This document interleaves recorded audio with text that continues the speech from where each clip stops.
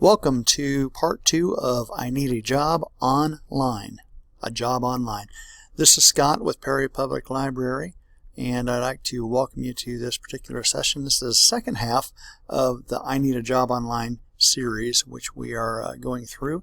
And last session, we went through several ways of getting a job online. We talked about the links to various websites that allow us to look for specific jobs. Gave some ideas on how to use keywords to find exactly what we're looking for, and also doing a little research on the places that we decided that we might want to work at to determine if that was a good place to work or not.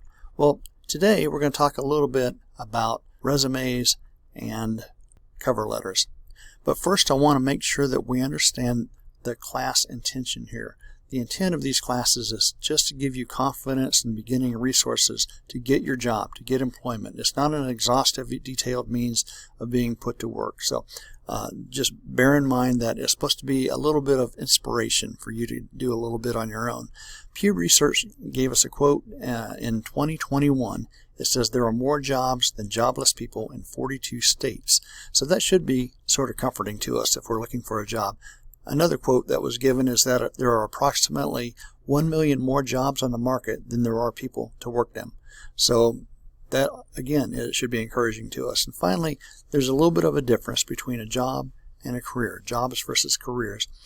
Career is what you do and enjoy doing for a living, and if you had nothing else to do, that's what you would find yourself doing. A job is just kind of where and how you do that. So the difference is if you're just looking for a job to make some money versus actually looking to fulfill your desires, your lifelong desires, something that you're good at, that you just love, and income is produced as a result. So, all right, so let's go on. Let's move on and talk a little bit about resumes and cover letters.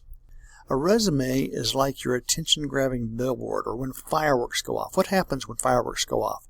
Well, people, they turn and they look. Well, where are the fireworks? Unless they're looking for them to happen. But they turn and they look because something happens. Boom. Your resume is like your fireworks. Employers should turn and look. But now remember, a resume is just to get the employer to connect with you directly. It's not meant to land you the job. That's actually the interview, which is a whole other conversation. But the resume is just to get them to look at you.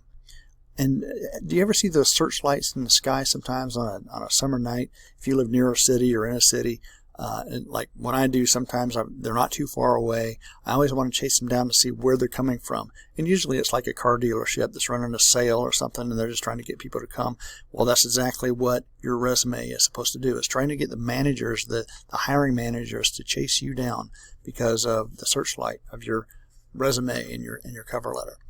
All right, so we're going to go over a few tips here. First of all, you'll see 3 words: resume, CV, cover letter. What in the world does all that mean? What's the difference? Well, let's start with CV. It's pronounced curriculum vitae.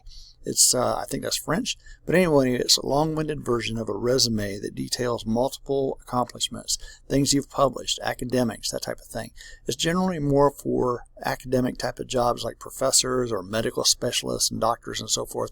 Generally, that's what it's about. You may see a request for a CV, a curriculum vitae, and you can create that as well.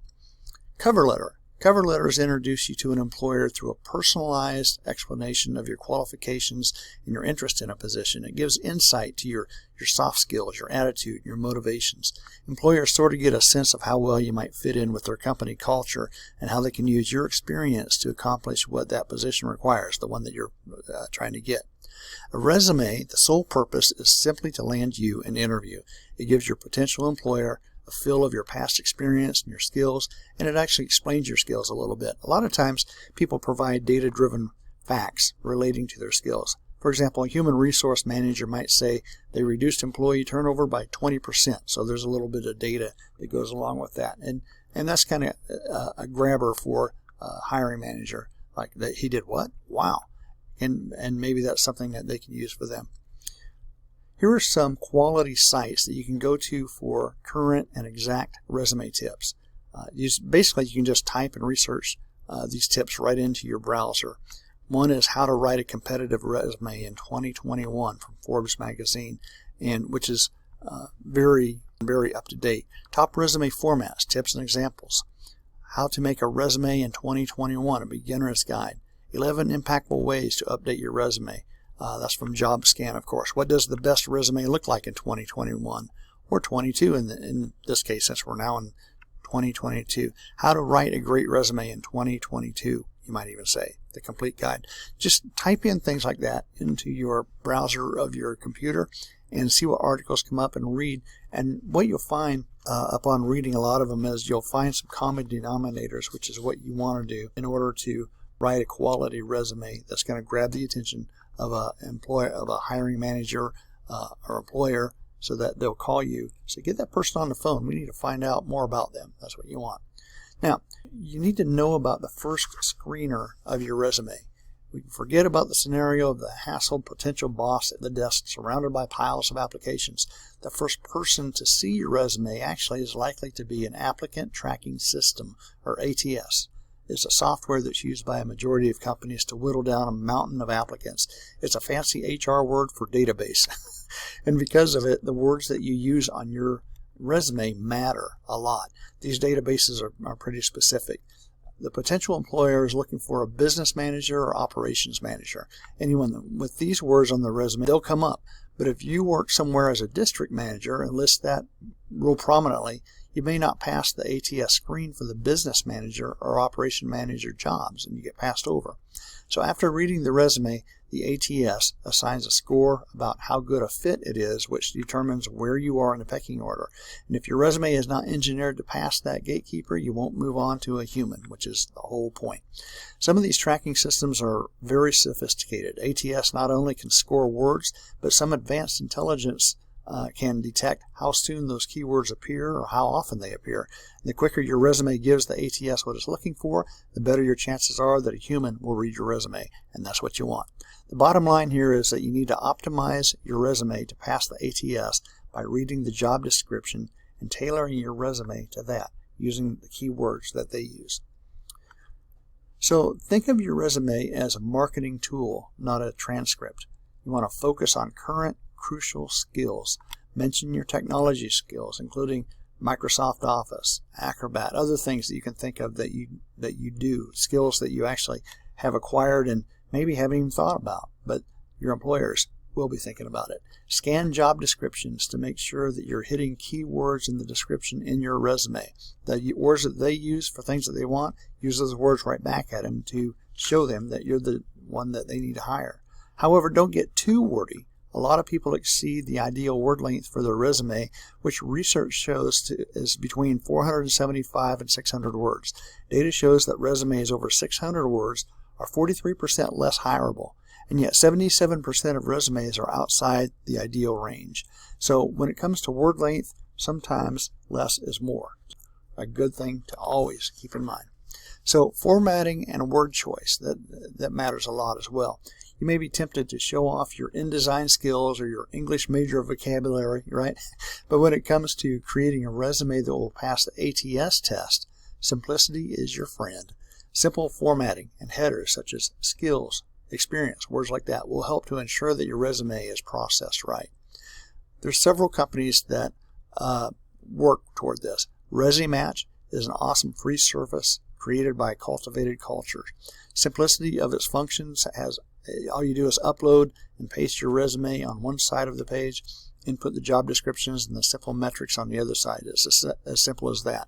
Another one is JobScan. Helps you analyze your resume alongside a job description and assess areas for improvement, including in-depth breakdowns of how the skills on your resume match the skills posted in a job description. So that could be very important. JobScan features go above and beyond. It has data on which ATS software companies are actually using and provides specific tips for how to best align your resume for a certain company's hiring software, including the majority of Fortune 500 companies. And these are job sites that you can just type into your browser, again, in a computer, and bring it up and go through it. A lot of them are going to ask you to create an account, and usually they're free. I think all of these are free. Another one, JobSeer. It creates a profile on your new JobSeer account, and you just upload your resume. And then go to your favorite website to look for jobs and open the Job Seeker extension. To start a search, input some of your desired job titles, your skills, location, just the different things, the metrics that are related to the job listings. Job Seeker conducts a scan of job listings and then provides a customized search based on your individual metrics, the things that you've input there. For each of the jobs in a given search, Job Seeker provides you with a score based on how well your resume matches a certain job listing, including a breakdown of which skills you've listed on your resume that are relevant for a certain job and which skills are missing. The data gives you the opportunity to see exactly what matches and what doesn't match about your resume, and so that helps you to create a resume that's a better fit for any given job description by adding the skills you might be missing in your resume. That's really important. Let's talk a little bit about resume formats. Now, there's a number of formats that can be used in a resume, but the three most common are chronological, functional, and combination. Which resume format should I use? Well, number one, you want to consider your professional history and the role that you're applying for. Secondly, if you have limited work experience, you might instead focus on academic work, volunteer positions, or apprenticeships with a functional resume instead of a chronological resume. Chronologicals basically just prioritize your job history.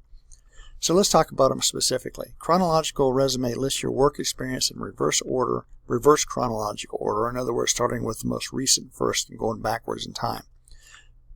You want to put your contact information, your objective or summary statement, relevant skills, professional experience, your education, and then additional information like volunteer work or special interests. That kind of stuff is optional. If you have space that you need to use up, that would be a good place to put it. But chronological resumes are best if your employment history shows a consistent advancing career path. Now, functional resumes, they focus more on relevant skills, and the focus is on the applicant's skill set relevant to the role that you're applying for. So on this you want to have contact information, objective or summary statement, summary of relevant skills, work experience, education, additional information like volunteer work, special interests again. And this is best if you have one long gap or multiple employment gaps in your resume in the past 5 years, or you're a first-time worker, or you're drastically changing career paths, something along those lines. I have found with the functional resume that it's best to not necessarily list the dates that you did specific jobs, but instead, if it's been over 5 years or 6 years that you worked a specific job, give the amount of time that you did that.